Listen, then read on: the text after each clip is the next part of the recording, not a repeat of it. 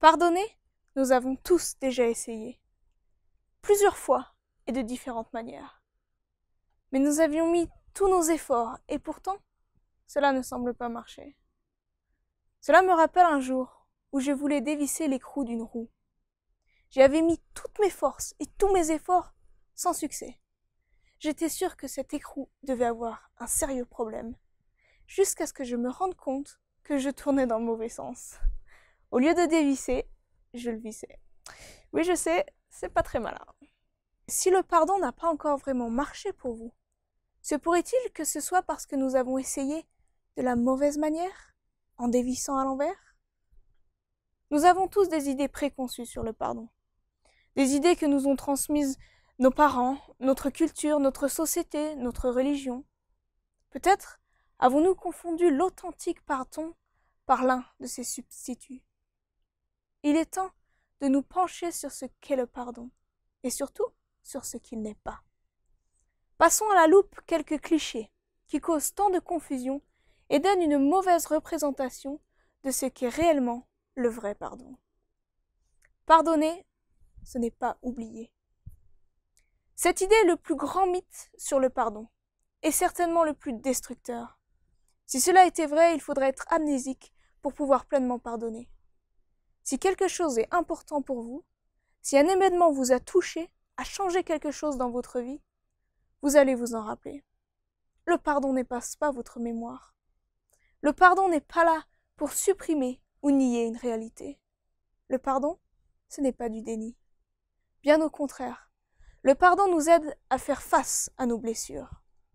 Le vrai pardon ne nous amène pas à nous demander si nous nous rappelons de l'événement, mais plutôt comment nous allons nous en rappeler. Ne justifie pas ce qui s'est passé. Une injustice reste une injustice, même si elle est pardonnée. Pardonner, c'est prouver et démontrer ce qu'il y a au fond de nos cœurs, mais pardonner ne justifiera jamais l'offenseur, ni ses mauvaises actions. Il faut être guéri pour pardonner. Certains suggèrent que le pardon est le résultat d'un processus de guérison. Il est vrai que la guérison du cœur, des émotions et de l'esprit prend généralement du temps et implique une évolution. Si vous attendez d'être complètement guéri et restauré pour pardonner, vous ne pardonnerez probablement jamais. Le pardon est un point, un moment, un choix, suivi d'un processus, d'un chemin de restauration et de guérison. Je ne crois pas que ce soit l'inverse. Le choix du pardon est bien souvent le premier pas de la guérison totale et définitive. Le choix du pardon nous permet de commencer et d'avancer le processus de restauration. Le pardon arrange tout. Parfois, le pardon conduit à la réconciliation, mais pas systématiquement. On peut pardonner seul, mais il faut être deux pour se réconcilier. Offrir le pardon ne garantit en rien que l'autre personne va changer. Le pardon ne restaure pas non plus la confiance bafouée. Un vieux proverbe dit « Le pardon est offert, la confiance se gagne ». Vous pouvez pardonner, même si l'autre partie ne peut ou ne veut s'impliquer dans ce processus. Le pardon gracie l'offenseur. Vous pouvez pardonner à quelqu'un tout en tenant responsable pour les conséquences qui découlent de ses actions. Le pardon n'annule pas la loi de cause à effet. Le pardon n'est pas la justification de l'acte, mais la distinction entre la personne et l'acte. L'acte peut être impardonnable, pas la personne. Le pardon fait décroître votre désir de vengeance et de représailles, et ce changement vous évite l'escalade des attaques et contre-attaques.